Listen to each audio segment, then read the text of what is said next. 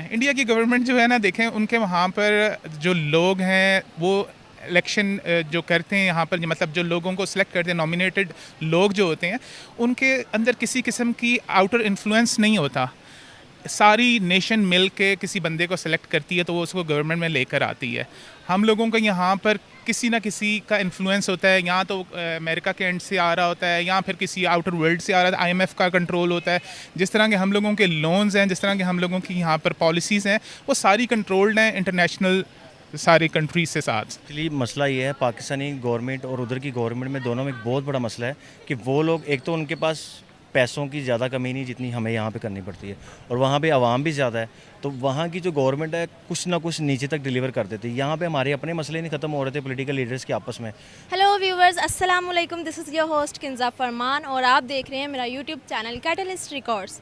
Viewers, आज हम बात करने वाले हैं इंडिया में इलेक्ट्रिकल व्हीकल्स के बारे में। जैसे कि आपने हमारी पहले भी वीडियोस देखी हुई हैं, इलेक्ट्रिकल व्हीकल्स तो हम कवर कर ही चुके हैं, लेकिन उसमें जो उनको प्रॉब्लम्स फेस करना पड़ रही हैं, हम उन पर बात करेंगे और पाकिस्तानी लोगों से उस बारे में पूछेंगे। सबसे पहले तो मैं आपको ये बताती चलूँ कि इंडिया में बहुत ज़्यादा इलेक्ट्रिकल व्हीकल्स बन रही हैं, काफ़ी गाड़ियाँ बन रही हैं, 2 व्हीलर्स 3 व्हीलर्स भी बन रही हैं, लेकिन हर साल सिर्फ 1.5 से 1.5 लाख तक की गाड़ियाँ सेल होती है, इससे ज़्यादा नहीं। लोगों में अवेयरनेस कम है और इलेक्ट्रिकल व्हीकल्स ज़्यादा बिक नहीं रही, लोग ज़्यादा यूज़ नहीं कर रहे। तो इसकी रीज़न्स मैं आपको बताती चलूँ। एक तो इनकी कॉस्ट बहुत ज़्यादा है कि अगर आप आम डीजल या पेट्रोल वाली गाड़ी लें तो वो 15 लाख की मिलेगी, जबकि अगर सेम वही गाड़ी आप इलेक्ट्रिकल लें तो वो आपको 25 लाख की मिलेगी, मतलब 10 लाख ज़्यादा कॉस्टली होगी वो।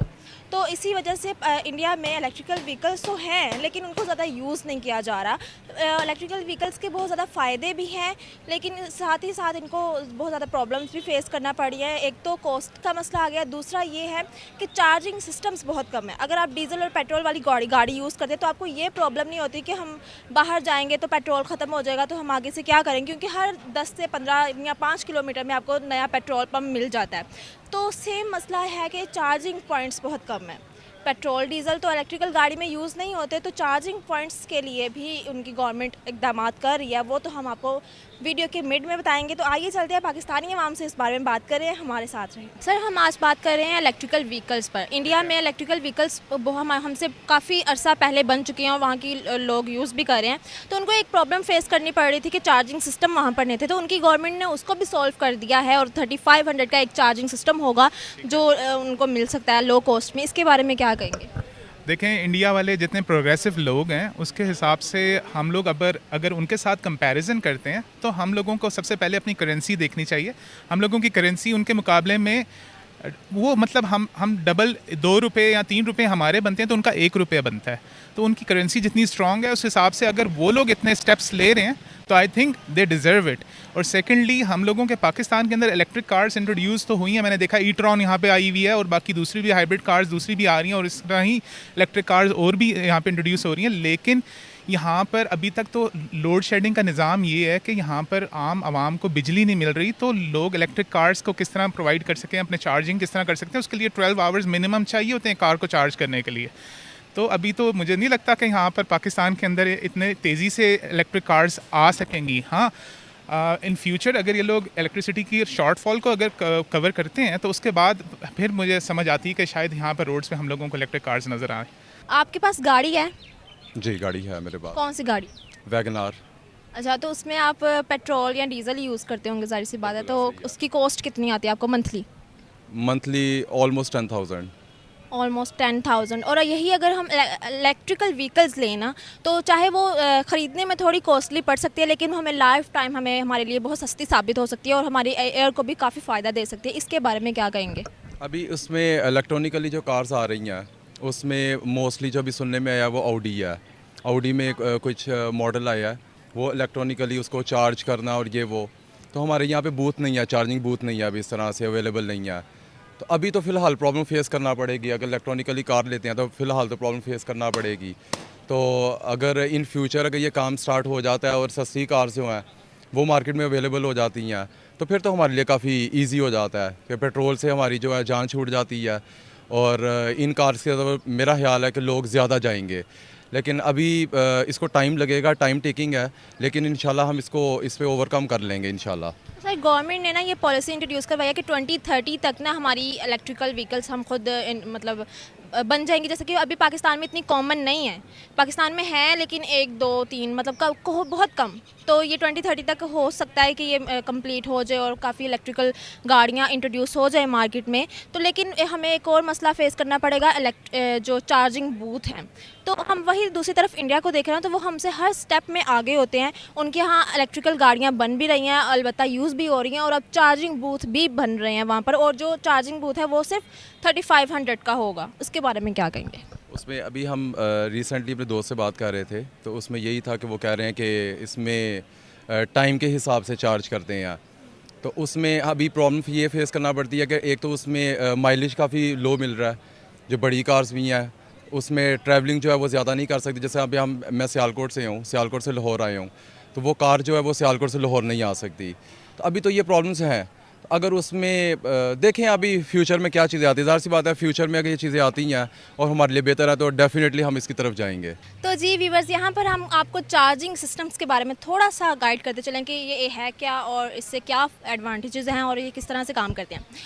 पहली बात तो ये कि चार्जिंग जो बूथ होंगे वो 3500 रुपये का एक चार्जिंग बूथ होगा, जो बहुत ही कम कॉस्ट है मेरी मुताबिक, और बहुत ही अच्छा इकदाम है। ये गवर्नमेंट और वहाँ की इंडस्ट्रीज़ जो हैं वो मिलकर ये पार्टनरशिप में उन्होंने ये चार्जिंग बूथ लॉन्च किए हैं, और वो 3500 का एक चार्जिंग बूथ होगा जो हर थोड़ी फासले के बाद चार्जिंग बूथ मिला करेगा इंडिया में। दूसरी तरफ ये कि एक चार्जिंग बूथ है, उसको आप अगर मतलब आप गाड़ी को 45 मिनट्स तक अगर चार्ज करें तो वो 80 से 100 किलोमीटर की रेंज तक वो इजीली ड्राइव कर सकती है। मतलब 45, जैसे अब कोई मोबाइल फ़ोन है, कुछ मोबाइल फ़ोन होते हैं 3 घंटे में चार्ज होते हैं, कुछ मोबाइल 1 घंटे में 45 मिनट में चार्ज हो जाते हैं। जैसे कि आईफोन है वो 3 या 4 घंटे लेता है मैक्सिमम कि वो चार्ज होने में ज़्यादा टाइम लेता है। तो उसी तरह अगर आप पूरी की पूरी गाड़ी को 100% चार्ज करें तो उसके लिए सिर्फ और सिर्फ 45 मिनट लगते हैं। और ये आप बहुत ही मेरे ख्याल से बहुत ही अच्छा कदम है इंडिया की तरफ से कि इंडिया की गवर्नमेंट जो है वो बहुत ही अच्छे इनिशिएटिव्स ले रही है। उन्होंने पहले इलेक्ट्रिकल कार्स जनरेट करवाई और उनको यूज़ करवाया, उनको मुतारिफ़ कराया अपनी कंट्री में। तो उसकी ऐसे ही कोशिश है कि बहुत और ज़्यादा इलेक्ट्रिकल कार्स वहाँ पर यूज़ हों ताकि वहाँ की पॉल्यूशन थोड़ी कम हो, क्योंकि जैसे पूरी दुनिया में पॉल्यूशन एक बहुत ही बड़ा मसला बन चुका है और पूरी दुनिया की कंट्रीज़ ये कोशिश कर रही हैं कि पॉल्यूशन को किसी ना किसी तरह से ओवरकम किया जा सके। तो इसी तरह इंडिया की जो पॉल्यूटेड सिटीज़ हैं जैसे कि दिल्ली, मुंबई हो गया, बहुत ज़्यादा क्राउडेड सिटीज़ हैं, तो यहाँ पर पॉल्यूशन बहुत ज़्यादा होती है। तो स्पेसिफिक इन सिटीज़ के लिए और बल्कि पूरे इंडिया में ही इलेक्ट्रिकल कार्स को इंट्रोड्यूस करवाया जा रहा है, बल्कि लोग यूज़ कर भी रहे हैं, लेकिन उनके अंदर अवेयरनेस कम थी और कुछ लोग डर रहे थे चार्जिंग बूथ ना होने की वजह से या फिर कॉस्ट ज़्यादा होने की वजह से। तो इस वजह से गवर्नमेंट ने बहुत ही अच्छा इनिशिएटिव लिया है। तो हम पाकिस्तानी आवाम से तो बात कर ही रहे हैं, तो उनको क्या लगता है कि हमारी गवर्नमेंट को भी इस तरह का कुछ करना चाहिए और हमें किस तरह से इससे एडवांटेजेस हो सकते हैं। तो हमारे साथ रहें और वीडियो को एंड तक ज़रूर देखें। लेटेस्ट टेक्नोलॉजी आ रही, जैसे टेस्ला में अमेरिका के अंदर बहुत ज़्यादा जदीद टेक्नोलॉजी मुतारिफ़ कराई उसने। तो अगर पाकिस्तान में भी ये काम हो जाता तो सबसे अच्छा है। लेकिन पाकिस्तान में अभी जो रिसेंटली पेशावर के अंदर जो मेट्रो का तजर्बा किया है उसमें इन लोगों ने उसको चार्ज करने के लिए बूथ बनाए थे। तो उसमें उसकी वजह से ये हुआ है कि बहुत सारी बसों के अंदर जो है आग लगे ड्यूरिंग चार्जिंग। तो अगर तो ये बेहतर तरीके से इम्प्लीमेंट कर सकते हैं चीज़ों को और आवाम को जो ये सहूलत मिल सकती है तो बेहतर है, क्योंकि पेट्रोल का बहरान भी आइंदा आने वाले 50 साल 100 साल तक तो आ ही जाना है। तो जितनी इलेक्ट्रिक कार्स के ऊपर हम जाएंगे, इलेक्ट्रॉनिक डिवाइसेस के ऊपर जाएंगे, वो ज़्यादा अच्छा है। तो पाकिस्तान के बारे में क्या कहेंगे? ये तो इंडिया का था, मैंने बताया। पाकिस्तान में अभी तक इलेक्ट्रिकल व्हीकल्स उस हद तक नहीं बन रहे, लेकिन ये गवर्नमेंट ने कहा है कि 2030 तक हो जाएगा इम्प्लीमेंट, इलेक्ट्रिकल कार्स ज़्यादा से ज़्यादा बनेंगी और इलेक्ट्रिकल बूथ्स भी बनेंगे। इसके बारे में क्या कहें? उसमें यही है कि आवाम को जो महंगी कारें ख़रीद रही हैं और पेट्रोल का इतना ज़्यादा जो हो रहा है, और नेक्स्ट आने वाली जनरेशन के लिए हमारे पास पेट्रोल की भी काफ़ी ज़्यादा कमी होने वाली है।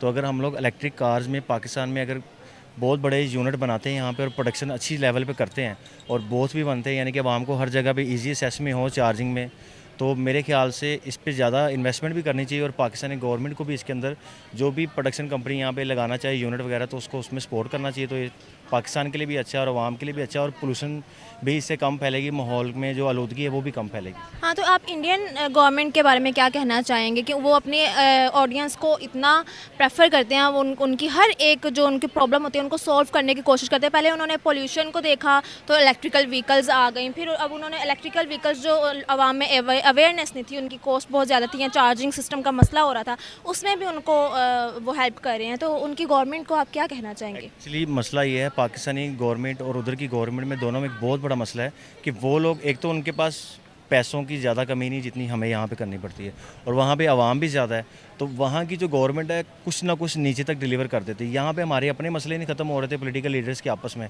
तो पाकिस्तान के लिए और पाकिस्तान की जो आवाम है उनके लिए डिसीजन लेना, उसके ऊपर इनको सोचने में सदियों लग जाती है। जैसे कि अभी हम देख ही रहे हैं, वहाँ पे जो फैसले हैं वो बड़े अच्छे तरीके से आवाम के लिए कर रहे हैं, वो चाहे किसी लिहाज से भी हो, पाकिस्तान में मुखालिफ प्रोपेगेंडा हो, कुछ भी हो, और अपने मुल्क में वो अपनी आवाम को ज़्यादा सहूलियत देते हैं। तो पाकिस्तान को भी उनसे कुछ सीख के थोड़ा बहुत इस तरह का करना चाहिए ताकि अपनी आवाम को रिलीफ दे सके। इंडिया की गवर्नमेंट जो है ना, देखें उनके वहाँ पर जो लोग हैं वो इलेक्शन जो करते हैं यहाँ पर, मतलब जो लोगों को सिलेक्ट करते हैं, नॉमिनेटेड लोग जो होते हैं, उनके अंदर किसी किस्म की आउटर इन्फ्लुएंस नहीं होता। सारी नेशन मिल के किसी बंदे को सिलेक्ट करती है तो वो उसको गवर्नमेंट में लेकर आती है। हम लोगों का यहाँ पर किसी ना किसी का इन्फ्लुएंस होता है, यहाँ तो अमेरिका के एंड से आ रहा होता है, या फिर किसी आउटर वर्ल्ड से आ रहा है, IMF का कंट्रोल होता है। जिस तरह के हम लोगों के लोन्स हैं, जिस तरह के हम लोगों की यहाँ पर पॉलिसीज़ हैं, वो सारी कंट्रोल्ड हैं इंटरनेशनल सारी कंट्रीज से साथ। तो हम लोगों के जब तक ये बाहर का इन्फ्लुएंस ख़त्म नहीं होगा उस वक्त तक हम लोग यहाँ पर अपना नहीं ख़त्म सही कर सकते। तो उनका मीडिया, उनकी ये गवर्नमेंट इसीलिए इतनी स्ट्रॉन्ग है कि वहाँ पर इतना इन्फ्लुएंस नहीं। देखिए जी, आपको ऑलरेडी पता है कि हम बड़े संगीन किस्म के बहरान से गुज़र रहे हैं। इसको हमारी जो इलेक्ट्रिक है उसको लेके लोड शेडिंग का हाल आपके सामने है। तो नो डाउट कि ये बहुत ही फ्रेंडली होगा, इलेक्ट्रिक कार का आना नॉइस फ्री होगा, पोल्यूशन फ्री होगा, तो ये बहुत अच्छी चीज़ है, बहुत खुश आइंद चीज़ है। तो इसको बिल्कुल आना चाहिए, होना चाहिए, इसको प्रमोट करना चाहिए। और मेरा ख्याल है कि एज़ कम्पेयर टू डीज़ल या पेट्रोल ये हमें इकोनॉमी भी पड़ेगा, सस्ता भी पड़ेगा। तो बस अब इस चीज़ की ज़रूरत है कि गवर्नमेंट उस लेवल पे आए, सोचे और देखे कि किस तरह से उन्होंने इसको बूथ को इस्टेब्लिश करना है। तो डेफिनेटली ये तो गवर्नमेंट ही इसको इस्टेब्लिश करेगी, वही इसको, या इसके लिए प्रॉपर लाइसेंसिंग की जाए, जिस तरह भी है। बहरहाल ये एक अच्छी चीज़ है, इसको इंट्रोड्यूस होना चाहिए। ये तो बहुत अच्छी बात है कि इलेक्ट्रिक कार्स जो है ना पाकिस्तान में आ जाए और उनका शुरू हो जाए, क्योंकि ये हमारे एनवायरनमेंट के लिए भी अच्छा है, बहुत ज़बरदस्त है। लेकिन उसमें अभी भी चल रही है, थोड़ा बहुत आ गया है मार्केट में, लेकिन उसमें एक इशू ये आ रहा है कि हमारे पाकिस्तान में उसकी चार्जिंग का सिस्टम, ये मेन इशू है। मतलब लॉन्ग ड्राइव पे लोगों को मसले आ रहे हैं। मतलब इस्लामाबाद में एक ही उसका वो है, इस तरह जगह जगह इसके वो स्टेशन खुल जाए तो फिर कोई इशू नहीं, फिर एनवायरनमेंट के लिए भी ज़बरदस्त है, तो फ्यूचर में जो है ना सब के लिए। तो जी व्यूअर्स, कैसा लगा आज का शो? उम्मीद करती हूँ आपको पसंद आया होगा। इसी तरह की इन्फॉर्मेटिव वीडियोस देखने के लिए हमारे चैनल को सब्सक्राइब और वीडियो को लाइक भी कर दीजिएगा। और अपने मनपसंद टॉपिक्स आप हमें कमेंट सेक्शन में सजेस्ट कर सकते हैं, हम कोशिश करेंगे कि उनको ज़रूर कवर करें और पाकिस्तानी लोगों का उन पर रिएक्शन लें। तो हमारे साथ रहिए, इसी तरह सपोर्ट करते रहें, इसी तरह ढेर सारा प्यार करते रहें। तब तक के लिए अपना ख्याल रखें, मिलते हैं नेक्स्ट वीडियो में। अल्लाह हाफ़िज़।